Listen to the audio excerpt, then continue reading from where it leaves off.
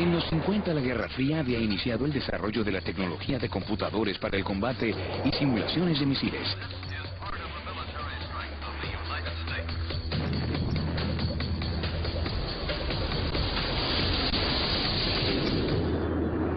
Al intensificarse los ensayos para la guerra, un joven físico que trabajaba en un laboratorio nuclear cambió para siempre la forma en que el mundo veía el botón. En 1958, William Willie Higginbotham, quien había trabajado en la primera bomba atómica, transformó dos líneas rudimentarias y una pelota en la primera experiencia de entretenimiento interactivo en un computador. Tenis para dos. Cada fin de semana hacían concursos para ver quién podía idear la cosa más genial. Sí, Willie Higginbotham tuvo esa idea de que podías tomar un osciloscopio y hacer un juego de tenis con él. Fue la expresión de una especie de energía adolescente rebelde. Trabajada junto a los proyectos militares, se tomó un equipo sumamente costoso para entonces y se reacondicionó para jugar. De pronto los computadores tenían un uso más allá de los cálculos militares. Pero al evolucionar la guerra, también lo harían los juegos y los jugadores. Laika, first space traveler, was ready for the takeoff. And here it is.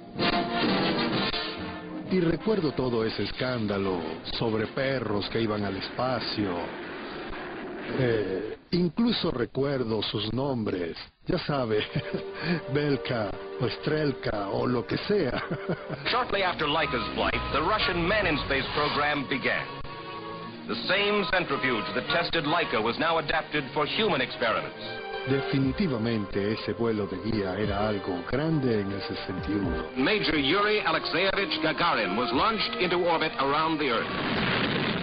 Yuri Gagarin había dado los primeros pasos en el espacio exterior para la Unión Soviética, pero Estados Unidos no estaba lejos. We choose to go to the moon in this decade and do the other things, not because they are easy, but because they are hard. La Guerra Fría se tornó en una carrera al espacio. E influyó en Steve Russell, un programador del MIT, quien llevó los videojuegos al siguiente nivel con su propia guerra espacial virtual. La carrera espacial estaba en las noticias y las naves espaciales despegando y volando eran algo a lo que difícilmente podías escapar. Además, acababa de leer la serie Lesman de Doc Smith. Son historias de ciencia ficción donde los héroes vuelan a través de la galaxia inventando nuevas tecnologías y son perseguidos por fuerzas del mal. Antes de poder luchar contra las fuerzas del mal, Steve Slug Russell tenía que dominar el enorme computador PDP-1 de la universidad. Este es un PDP-1, el primer computador que conocí y como los computadores modernos se enciende con un interruptor. Era un microcomputador que tenía el tamaño de un refrigerador. Costaba $120,000 y hacía algo simple como escribir o hacer una calculadora de escritorio. Los programas eran bastante costosos, así que había una máquina de escribir costosa y una calculadora costosa. No mostraba nada espectacular. Era tan poco impresionante que pensaron que podían hacer algo mucho más genial con ese PDP. Finalmente, imaginamos que podíamos tener dos naves espaciales que podían dispararse torpedos mutuamente. Sí, bien. Es algo aburrido. ¿Puedes crear una explosión? Sí. Si el tenis para dos era una alegre distracción de la Guerra Fría, el juego de Steve Slug Russell fue una expresión directa de la carrera espacial y el temor global de una guerra espacial. Fue un producto directo de la época. Fue esa sensación de paranoia soviética. El comunismo te pateará el trasero. Eso entró en la conciencia colectiva de la sociedad. Decía, estamos asustados aquí, ¿iremos a la guerra? Fue realmente notable y muy futurista, adelantado a su tiempo, e influyó profundamente en mí. Creo que fue el juego de computador más popular del mundo por un par de años, pues era el único. Las instrucciones del código para el juego pasaron de un programador a otro, y cualquier institución con un computador PDP-1 inevitablemente tenía una versión de guerra espacial. Así que se transformó en código abierto y le dimos copias del código a quien las buscaba y a quien las quisiese. Eran jóvenes que formaban parte de un grupo al que vemos hoy como la primera generación de piratas informáticos. No hubo tanto de rebelión como de exploración. Estaban todas esas cosas nuevas por ver y hacer. Igual que la alegría de un nuevo juego de construcción con muchas piezas nuevas. para construir cosas. Una de las cosas que construyó Steve Russell fue la base de lo que se convertiría en la parte más importante de cualquier experiencia de videojuegos: el mando. Originalmente los controles eran los interruptores de la consola. Luego algunos sujetos del club de aeromodelos construyeron una caja de control usando piezas telefónicas sobrantes. Steve Russell fue el primer programador en llevar la destrucción a la pantalla.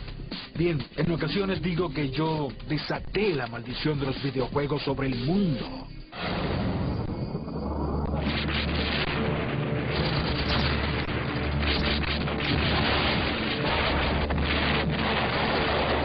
Con conflictos de la Guerra Fría en Corea, Berlín y luego en Vietnam, los años 60 amenazaban llevar el mundo al caos.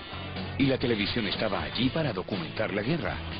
Pero no había forma de cambiar lo que estaba en la pantalla. La televisión nos había traído escenas de gran desesperación. La televisión se había convertido en la visión del napalm, de niñas vietnamitas huyendo de las bombas. La televisión era una máquina de dolor.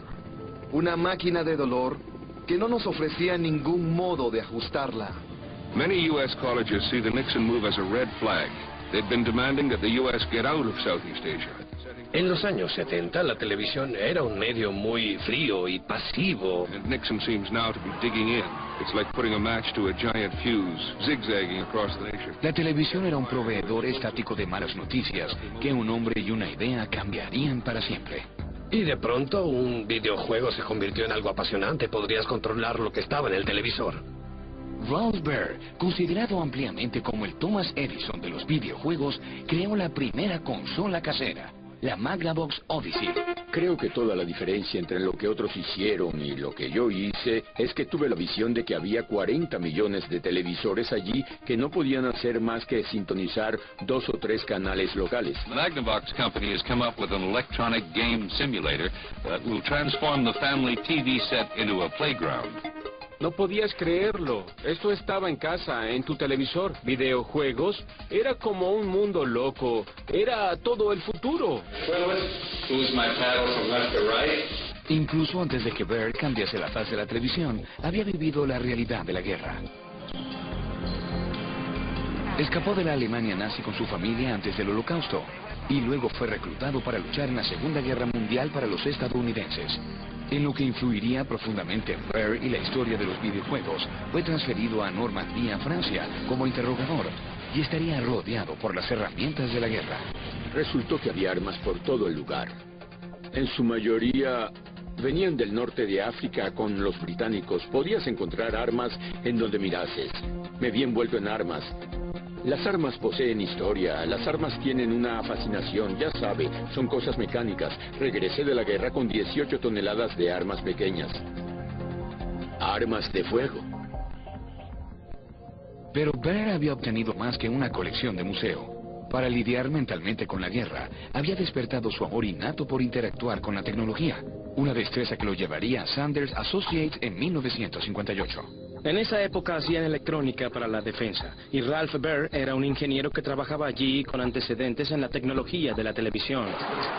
Baer fue contratado para construir tecnología militar de la Guerra Fría, pero pronto comenzó a trabajar con la caja marrón, el prototipo para la primera consola casera, la Magnavox Odyssey.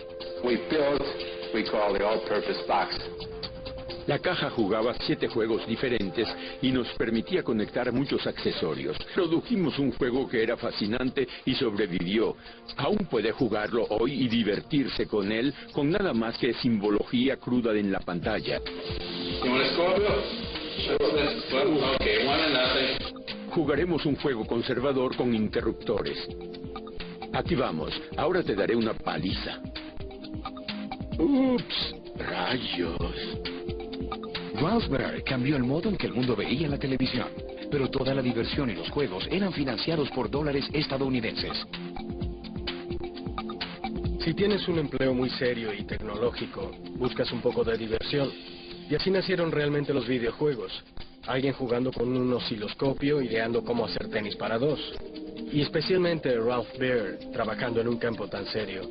Creo que en ocasiones tenía que sentarse y disfrutar de toda esa tecnología con la que trabajaba, en lugar de solo usarla para, ya sabe, la destrucción.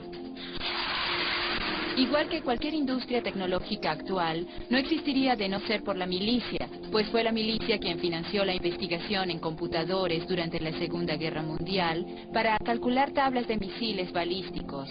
Así que la industria de los videojuegos y los militares siempre han estado unidos.